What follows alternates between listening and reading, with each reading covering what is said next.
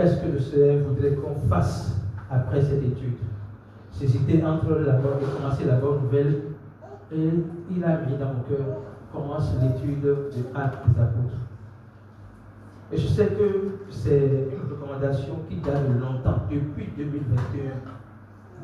Le président et son épouse nous recommandaient d'étudier Actes des Apôtres. Et ce que j'ai préparé, je ne vais pas vraiment tout faire parce que le temps est limité. On va commencer par Acte 1, verset 3. Acte 1, verset 3. Le contexte est que Jésus est déjà mort et il est ressuscité. Ok? Maintenant, il est venu voir, il s'est révélé à ses apôtres pour leur attester qu'il est ressuscité.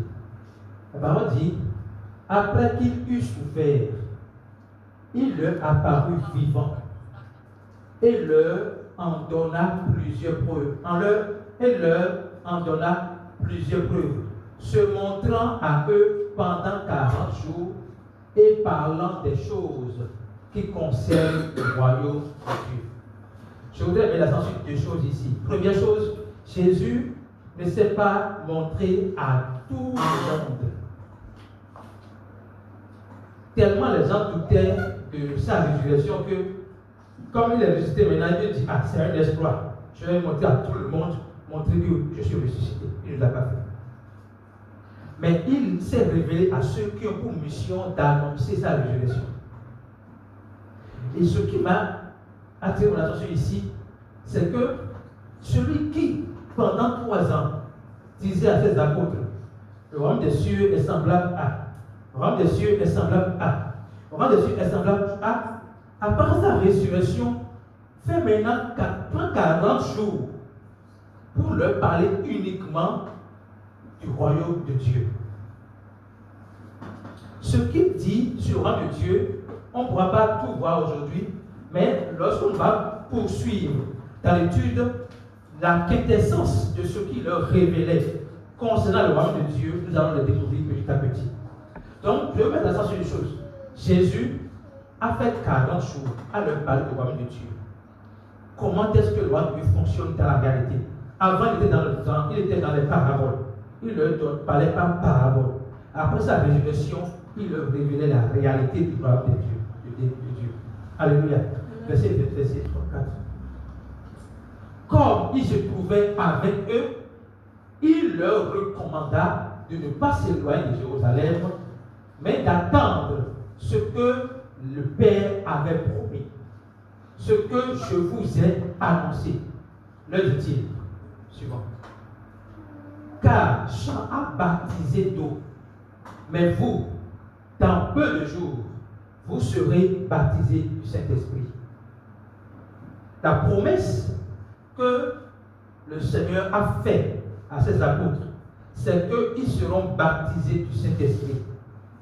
Notons que dans Jean 20, verset 20, ils ont déjà reçu le Saint-Esprit.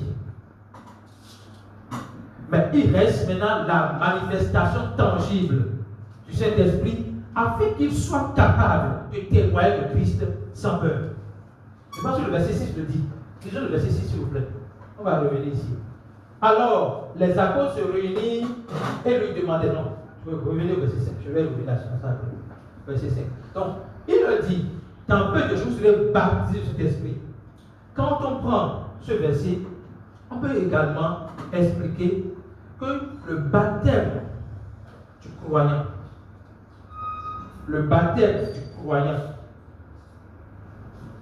c'est le baptême de l'esprit.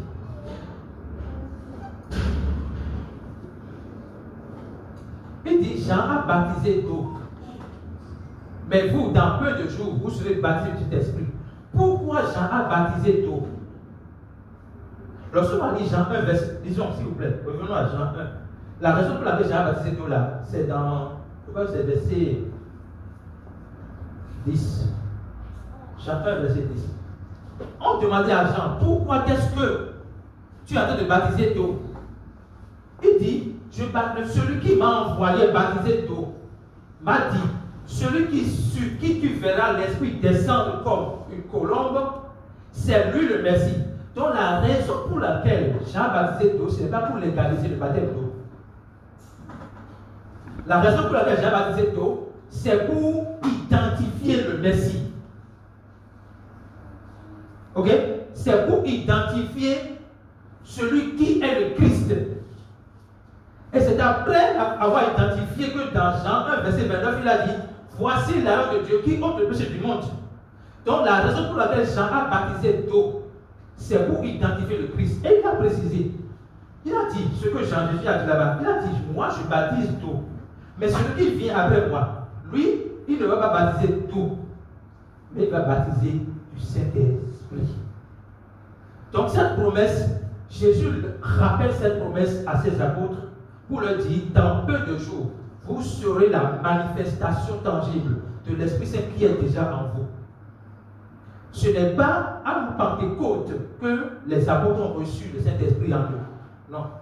Mais à la Pentecôte, ils ont vu la manifestation tangible de la puissance des esprits. Et cette manifestation leur a permis d'être témoins, de pouvoir témoigner de la résurrection de Jésus-Christ sans avoir peur. Alléluia. Revenons maintenant à Actes 1, verset 6. Alors, les apôtres se réunis, lui demandèrent, Seigneur, est-ce dans ce temps que tu rétabliras le royaume d'Israël? Est-ce en ce temps que tu rétabliras le royaume d'Israël? Il leur parlait de quoi tout à l'heure? Il leur parlait de quoi? Il leur parlait du baptême du Saint-Esprit.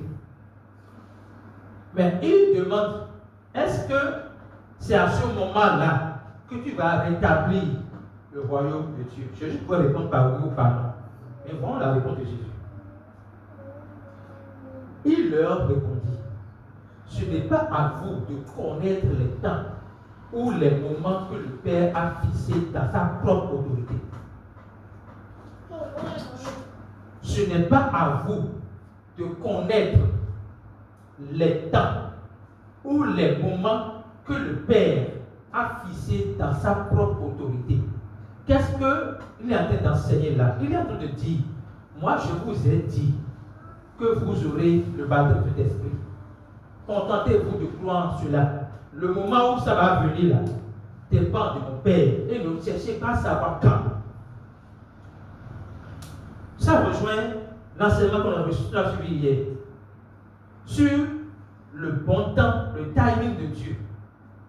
On n'a pas imposé un temps à Dieu pour la manifestation de ce qu'il nous a promis. Parce que c'est lui qui a promis. Étant donné que c'est lui qui a promis, lui connaît le moment idéal pour que sa promesse vienne à manifester dans ta vie. Alléluia. Donc il déconstruit cette mentalité des apôtres à chercher à connaître le temps. Et à faire confiance à sa promesse, à sa parole. Alléluia. Verset 8. Mais vous recevrez une puissance. Il le rappelle maintenant ce qu'il lui a dit. Vous recevrez une puissance. Le Saint-Esprit survenant sur vous. Et vous serez mes témoins. À Jérusalem, dans toute la Judée, dans la Samarie et jusqu'aux extrémités du monde. Il le rappelle ce qu'il lui avait dit dans le verset 6. Vous allez recevoir cet esprit. Vous allez recevoir le baptême de cet esprit. Dans quel temps? On aura ça quand? C'est quel jour? C'est quelle heure? Il dit non, ne vous intéressez pas à ça. Mais je vous garantis que vous allez recevoir la puissance du Saint-Esprit qui sur vous fera de vous les vrais témoins de mon message, de mon évangile. Alléluia.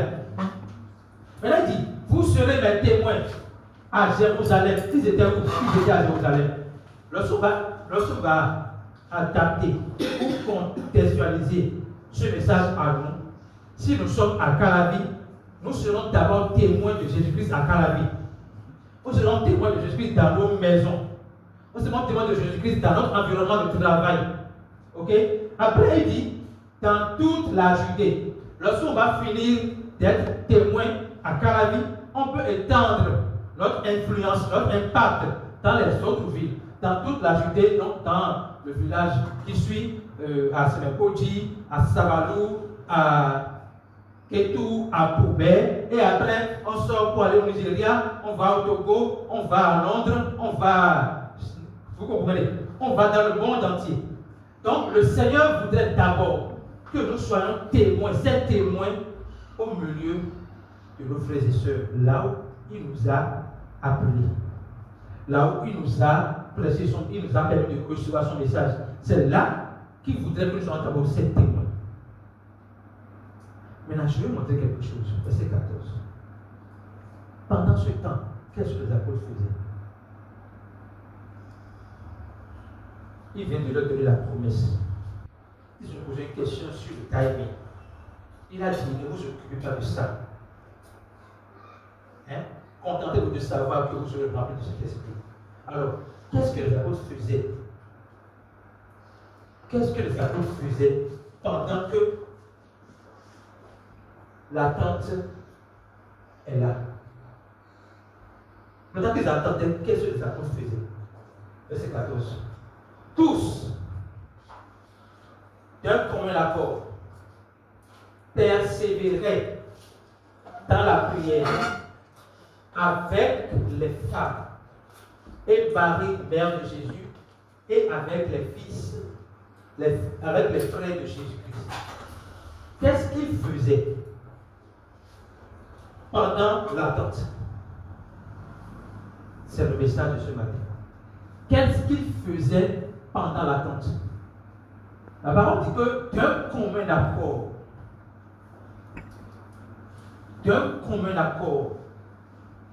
ils persévèrent dans la prière. D'un commun accord. Tous, d'un commun accord. Tous représentent les apôtres. D'un commun accord. Persévèrent dans la prière. Avec les femmes et Marie, mère de Jésus, et les frères de Jésus. Alléluia. Pendant l'attente, notez persévérance. La persévérance veut dire quoi? Tout à l'heure, quand le pasteur Paul chantait, il a dit, nous élevons nos mains vers toi.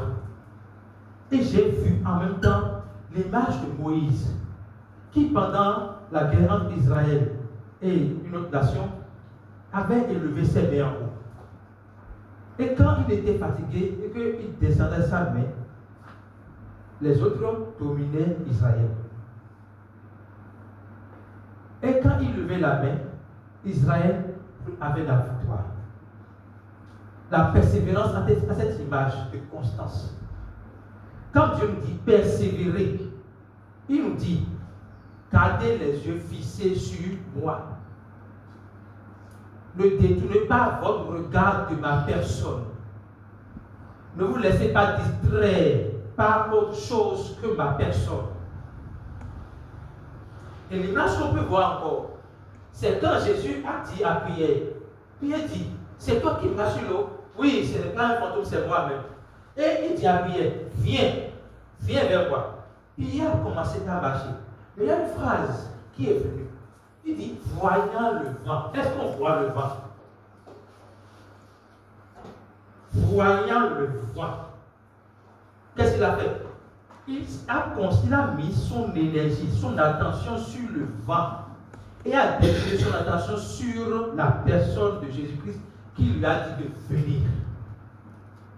À partir de ce moment-là, il a commencé par couler. Jésus lui a dit, il a crié, Jésus sauve-moi. Jésus lui a tapé la main. Qu'est-ce que cela signifie? Chaque fois que Dieu nous donne une promesse, cette promesse est déjà accomplie pour Jésus. Ce n'est pas après. Cette promesse est déjà accomplie. Nous devons juste rester confiants dans la promesse que Dieu nous a donnée. Peu importe le temps que ça va prendre. La parole fait savoir que Dieu accomplit toujours sa promesse. Il dit, si ça tarde, attends, ça va s'accomplir. Parce que la parole de Dieu, sa parole ne sort pas de sa bouche et revient à lui sans avoir accompli ce pourquoi elle est sortie. Quel est le message que je voudrais vous donner ce matin? Dieu a fait pour chacun une promesse. Dieu a fait pour la communauté Gym une promesse pour l'année dans laquelle nous sommes tout à l'heure. Dieu a fait pour chaque famille une promesse. Et nous devons savoir que cette promesse que Dieu a faite pour nous est déjà accomplie. Dieu m'a enseigné quelque chose il y a 3 jours. Il a dit, depuis que tu es croyant, tu n'es plus à la quête de la grâce. Écoutez bien pour comprendre. Depuis que tu es croyant, depuis que tu as cru en Jésus-Christ, la grâce personnifiée, tu n'es plus à la recherche de la grâce. C'est-à-dire, ta manière de prier, ce n'est pas Seigneur, fais-moi grâce. Je reprends. Ta manière de prier, ce n'est pas Seigneur, fais-moi grâce. Pourquoi? Parce que tu as reçu la grâce de Dieu. Tu deviens identique à Jésus-Christ. Donc, ce que Jésus-Christ mérite, tu mérites cela. Je reprends. Le mérite de Jésus-Christ, ce qui revient de toi à Jésus-Christ, la puissance, l'autorité, le pouvoir, la bénédiction, la paix, la joie, cela t'est donné légalement. En tant qu'héritier ou héritier avec Christ, nous avons le droit légal de tout ce qui appartient à Jésus-Christ, de tout ce qui identifie à Jésus-Christ, de tout ce qui fait de Jésus Jésus. Autrement, lorsque Dieu nous donne une promesse, ça devient notre héritage. Ce n'est plus une promesse, mais c'est devenu notre héritage. Et nous l'avons légalement. Maintenant, est-ce qu'on supplie pour avoir son héritage? Non. Est-ce qu'on t'y paie? Est-ce qu'on est dans la pitié, dans l'apitoiement du soi pour recevoir son héritage? Non. Pourquoi? L'héritage a été donné. Il faut juste recevoir. Donc, le Seigneur nous enseigne que nous devons juste savoir que la promesse que Dieu nous donne n'est plus une promesse, c'est notre héritage. Dès que nous avons entendu la promesse, c'est notre héritage. Alléluia. Maintenant, nous allons faire l'exercice ici. Tous, d'un commun accord. J'en ai écrit comme ça. Puisqu'on voulait être prêts ce matin. Tous, d'un commun accord, persévérer dans la prière. Cela veut dire que nous devons faire l'effort. Je dis effort parce que nous sommes humains. Faire l'effort d'annuler ou d'étouffer le doute. Je vais vous montrer quelque chose dans Marc 11, verset 23. Et ça, là, me parle personnellement. Chaque fois quand je pense à ça, je me dis qu'on n'a pas le droit de douter en fait de Dieu. Je vous ai raconté ici une fois. Je le répète peut-être pour que vous compreniez ce que je me dis tout à l'heure.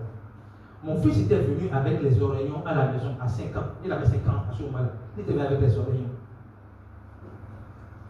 3 jours pendant, j'ai traité les oreillons, je n'ai pas eu de résultat. Je l'avais, le Seigneur m'a dit, mais tu as la puissance. Tu as la puissance de le guérir, mais tu fais comme si tu ne peux pas le guérir. J'ai dit à Loïc, Dieu m'a dit que je peux te guérir. Donc nous allons prier. 1 Pierre 2,24. Par les maîtrises de Jésus-Christ, tu es déjà guéri. C'est la phrase que j'ai prononcée. Et mon fils a répété la phrase. Et j'ai continué à le laver. Mon fils me dit, papa, le diable m'a dit que tu ne connais rien. J'ai dit quoi? Ok, dis au diable. Jean 8, verset 44. Qu'il est menteur depuis le commencement. Mon fils a répété au diable qu'il est menteur depuis le commencement. Et j'ai dit maintenant, on va rétablir la vérité. Dis maintenant, je sais que ce que Dieu m'a promis, cela va se faire voir au nom de Jésus. Mon fils a dit cela. Il est allé à l'école, il est venu avec les oreillons. Il a dormi et les oreillons sont partis le lendemain. Après, j'ai demandé à Dieu, pourquoi le diable lui a dit que je ne connais rien. Et je l'ai ramené à chez lui. En fait, au moment où nous avions prié, Dieu a déjà donné la guérison. C'était accompli. Mais le diable voulait semer dans son cœur le doute. Et s'il doutait, s'il ne me disait pas ce qu'il a entendu, c'est qu'il a consommé le doute.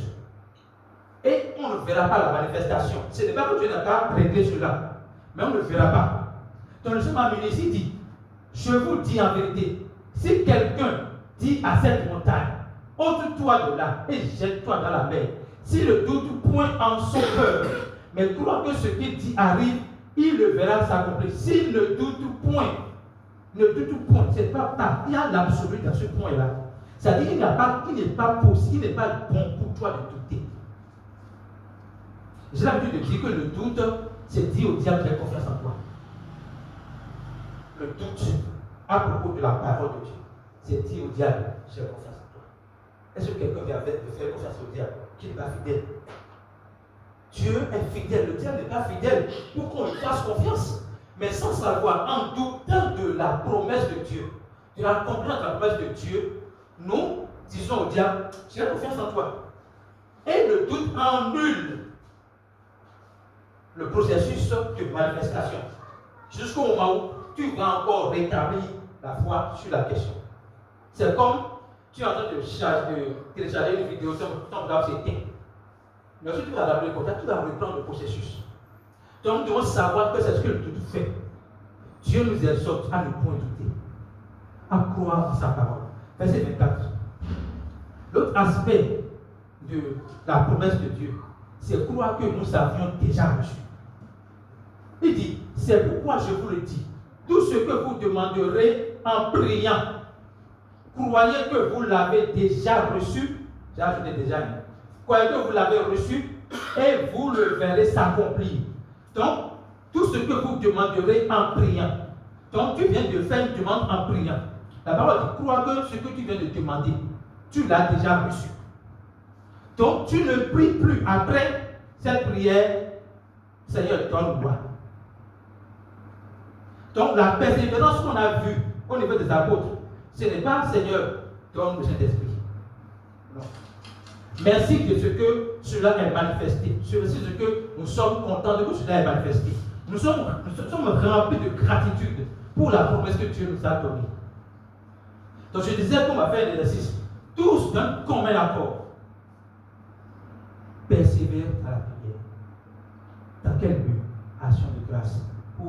Avec la conviction que la promesse est déjà accomplie.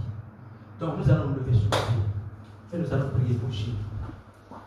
Hier, nous avons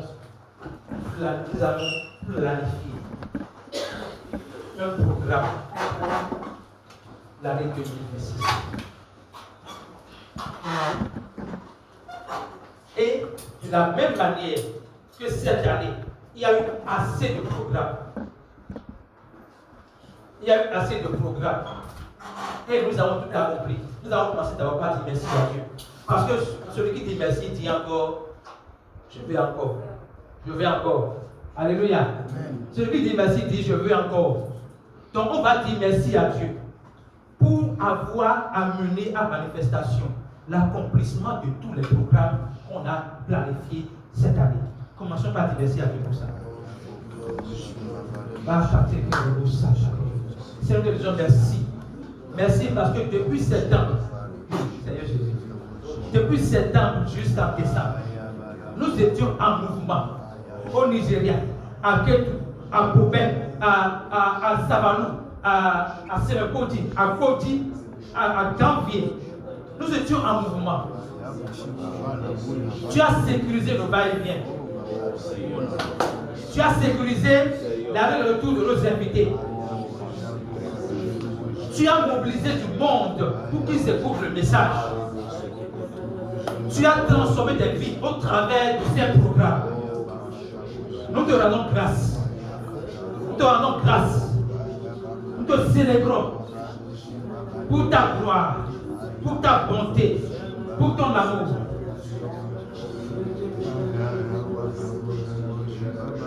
Merci Jésus pour avoir accompli tout ce que nous avions planifié sous ton inspiration. Vous savez, au début, le président disait, je n'ai même pas 500 000. On va où? On veut commencer le programme. Je n'ai même pas 500 000. Mais Dieu sait combien on a dépensé pour que tous ces programmes soient accomplis. Commençons par dire encore merci à Dieu pour la provision. Merci pour la provision. Merci pour la provision. Merci pour l'unité que tu fais régner en notre sein. Parce que sans unité, sans la communion des cœurs, nous ne pourrions pas atteindre ces objectifs. Merci Jésus. Merci Jésus. Merci Jésus.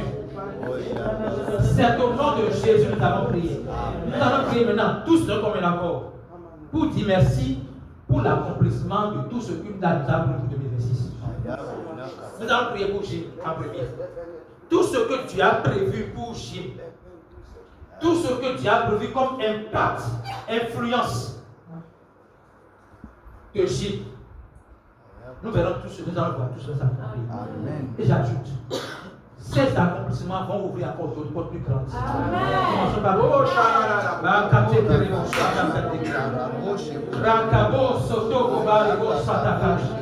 merci Jésus. En unité de foi, nous te disons merci pour l'accomplissement de tout ce que tu nous as promis pour 2026. Quel point pour Christ? Christ règne à Samarou. Christ est établi à Beauvais. Au nom de Jésus. Au nom de Jésus. Au nom de Jésus. Les programmes de formation accélérée connaissent un succès époustouflant. Au nom de Jésus. Au nom de Jésus. Au nom de Jésus.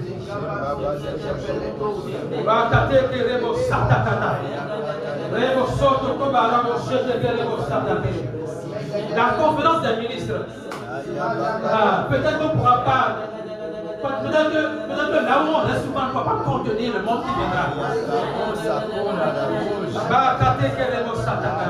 Ceux qui sont bénis pour ce programme deviennent des ambassadeurs de la prochaine conférence des ministres.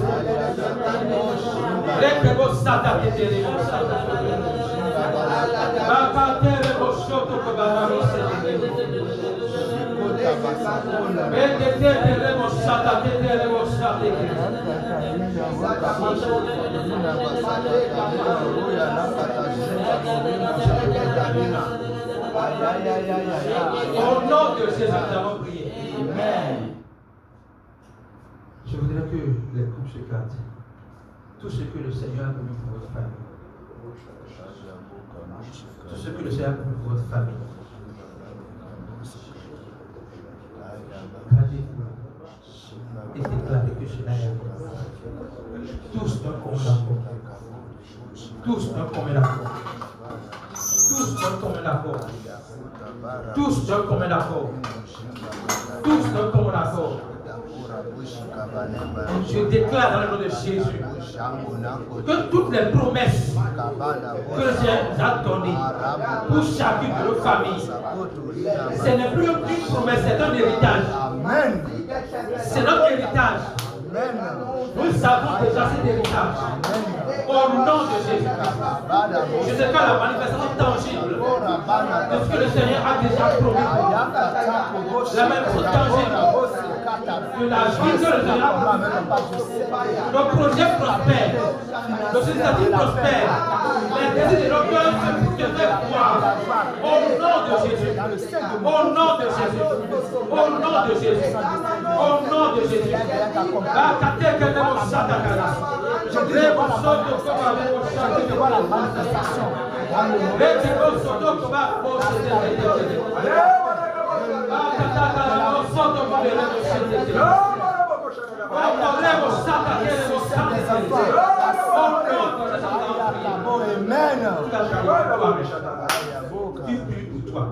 Je veux que tu fasses bien pour toi. Tu penses à un ami. Tu penses à une amie qui a besoin de comprendre l'amour de Dieu pour elle. L'amour de Dieu pour lui. Prie. Parce que Dieu a fait des promesses dans ta vie. Et quand Dieu fait des promesses pour toi, écoutez bien. Alléluia. Quand Dieu nous fait des promesses, Dieu n'est pas égocentrique. Quand il fait des promesses, c'est pour que nous soyons en bénédiction pour d'autres personnes. C'est pour cela que j'ai dit, en priant pour toi, pense à une amie, pense à un ami qui a besoin de comprendre l'amour de Dieu pour vous. Parce que ce que Dieu promet pour toi, c'est pour d'autres personnes. Nous sommes un canal. Nous ne sommes pas un réceptacle uniquement. Nous sommes un canal. Nous recevons pour donner. Nous recevons pour libérer. Commence par prier. Pour que les promesses de Dieu pour toi viennent à l'accomplissement. Remercie le Seigneur. Parce que ces promesses pour toi sont manifestes.